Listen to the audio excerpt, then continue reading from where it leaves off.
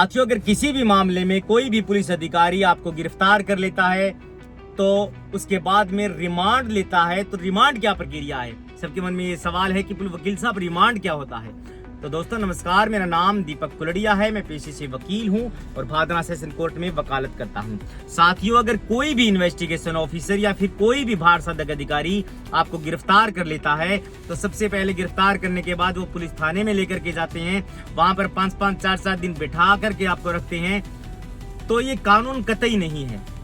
ये कानून तो कम से कम कतई नहीं है कि कोई भी गिरफ्तार करने के बाद अगर आपसे घर से आपको उठा लेता है तो आप जो है वो उसकी शिकायत कर सकते हैं, क्योंकि 24 घंटे से ज्यादा कोई भी पुलिस अधिकारी आपको इलीगल डिटेन पुलिस थाने के अंदर नहीं कर सकता। ये कानून है।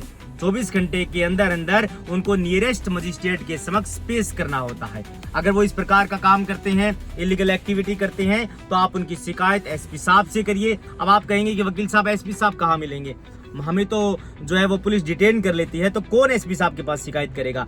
तो दोस्तों आप जो है वो आपके घर वाले या फिर आपका कोई भी सगा संबंधी, आपका कोई साथी, आपके घर से कोई भी व्यक्ति, आपके जिले में जो अफसर बैठते हैं, एसपी साहब, सुपरिटेंडेंट ऑफ पुलिस, उनको लिखित में शिकायत करिए।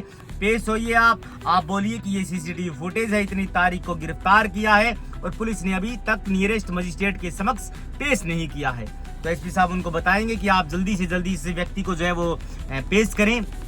आपने इलीगल डिटेन किया है। सबसे पहला अपराध पुलिस थाना यही कर देता है कि टाइम पर पेश नहीं करता।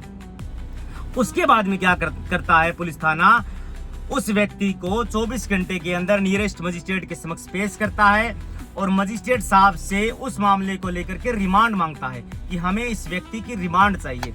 तो आप तो सीधा ये सोच लेती हैं कि रिमांड का मतलब अब इसकी जो है वो पिटाई करेंगे, पुलिस वाले गाली गलौज करेंगे और इसको टॉर्चर करेंगे। दोस्तों ऐसा बिल्कुल नहीं है। रिमांड शब्द जो होता है, आप इसकी डेफिनेशन पढ़ेंगे तो इसमें सिर्फ एक पूछताछ होती है, बरामदगी होती है, स्पॉट पे ले जाया जाता है कि ये पूछते हैं कि यहाँ पर क्या कार्रवाई, आपने किस घटना को अंजाम दिया था और क्या घटना घटी थी। तो दोस्तों रिमांड हमेशा पुलिस ज्यादा मांगती है। मान लीजिए पुलिस ने रिमांड मांगा है 10 दिन का, तो मैक्सिमम रिमांड जो है वो कोर्ट 7 दिन का दे देती है। कई बार ऐसा मामला होता है, ऐसी पेचीदा स्थिति होती है, अलग अलग केस के अलग अलग फैक्ट होते हैं, पुलिस 7 दिन का मांगती है तो मजिस्ट्रेट साहब 7 दिन का भी देते हैं। लेकिन ये अपन डिपेंड ऑन केस और मजिस्ट्रेट साहब के जो है वो समझ की बात है कि वो पूछते हैं इस मामले को लेकर के कि इस मामले में आपको इतना इन्वेस्टिगेशन कितना बाकी है और आपको क्या इससे पूछना है, क्या बरामदगी करनी है। तो डेफिनेटली दोस्तों मजिस्ट्रेट साहब इन सब चीजों को सुनने के बाद ही जो है वो रिमांड देते हैं। अब रिमांड जो है वो दोस्तों पुलिस थाने में ले जाने के बाद, अगर अब आप सोच करके देखिए, अगर किसी व्यक्ति ने कोई चोरी की है, मर्डर की है, अगर पुलिस थाना उससे ये पूछेगा कि यार बता दो ना मर्डर कहाँ पर हुआ है, तो क्या दोस्तों वो बता देगा व्यक्ति इतना लाइटली बोलने से, इतना सॉफ्टली बोलने से। इसीलिए पुलिस का भी ये काम है कि वो थोड़ा सा जो रूड बिहेव करती है, लेकिन रूड बिहेव अगर करती है तो वो ऐसे लोगों के साथ करे जो चोर, डकैत, हीनियस क्राइम करते हैं। अगर कोई भी साधारण फैमिली से अगर आप किसी को भी गिरफ्तार करोगे जिसका फर्स्ट क्राइम उसने कमिट किया है, अगर आप उससे भी इस तरीके से बात करोगे तो डेफिनेटली दोस्तों अपराध बढ़ेंगे। मैं कहना ये चाहता हूं कि पुलिस जो है वो आपके साथ अमानवीय व्यवहार नहीं कर सकती। ये नहीं कि आपको रात को उठा करके टॉर्चर करे, आपको खाना न दे, आपके साथ मारपीट करे, गाली गलौज करे, आपको ठंडे पानी में डबोए। ऐसा अगर कोई भी क्रूर एक्ट करती है तो जब आपको दोबारा पेश किया जाता है तो वो आपको ये भी बोलेंगे कि आप मजिस्ट्रेट साहब के समक्ष जब जाओ तो जबान मत खोलना, नहीं तो आपको इस मुकदमे में ये कर देंगे, वो कर देंगे, फांसी लटका देंगे, टॉर्चर करेंगे। ऐसा कुछ नहीं है। आप मजिस्ट्रेट साहब को जाकर के तुरंत बोलो कि सर मेरे साथ इन्होंने टॉर्चर किया, मेरे साथ मारपीट की, गाली गलौज करी, खाना नहीं दिया।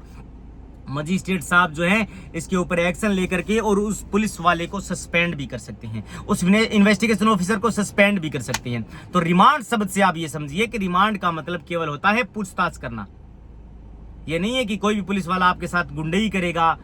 कई बार क्या होता है हीनियस क्राइम के अंदर वो थोड़ा सा शक्ति का जो है वो प्रदर्शन करते हैं, थोड़ी सी ताकत का प्रभाव दिखाते हैं। अब लाइटली अगर पूछेंगे कि आप बताइए, आप खाना खाइए, कहां पर क्या हुआ था, आपने क्यों मारा, आपने क्यों डकैती चोरी करी, तो कोई भी नहीं बताएगा। सिंपल सी बात है।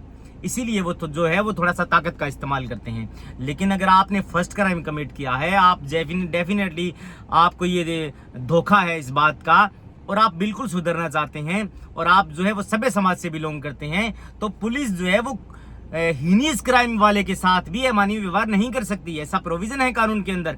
और फिर भी अगर करती है तो आप उनकी सारी बातों को हाँ भर लीजिए कि हाँ मैंने किया है, ये क्राइम ऐसे किया है, और मैंने जो है वो आप तमाम चीज़ों की हाँ भर लीजिए कि ये व्यक्ति थे, जो पुलिस कहे उसकी हाँ भर लीजिए, क्योंकि पुलिस में दिए हुए बयान कतई ही मान्य नहीं होते। पुलिस में दिया हुआ आपका बयान 0 होता है कोर्ट के अंदर। उसके बाद जब दोबारा बयान होंगे तब दोस्तों आप सच्चाई बता सकते हैं। पुलिस वालों को बयान दिए हुए कभी भी मान्य नहीं होते। थैंक यू दोस्तों, आप रिमांड शब्द से समझ गए होंगे कि पुलिस अगर जो है वो आपके साथ क्रूएल्टी करे, अमानवीय व्यवहार करे, तो आप जो है वो उसकी शिकायत जब मजिस्ट्रेट के समक्ष पेश किया जाए आपको कर सकते हैं। पुलिस थाना सस्पेंड हो सकता है, पुलिस का इन्वेस्टिगेशन ऑफिसर सस्पेंड हो सकता है। थैंक यू दोस्तों।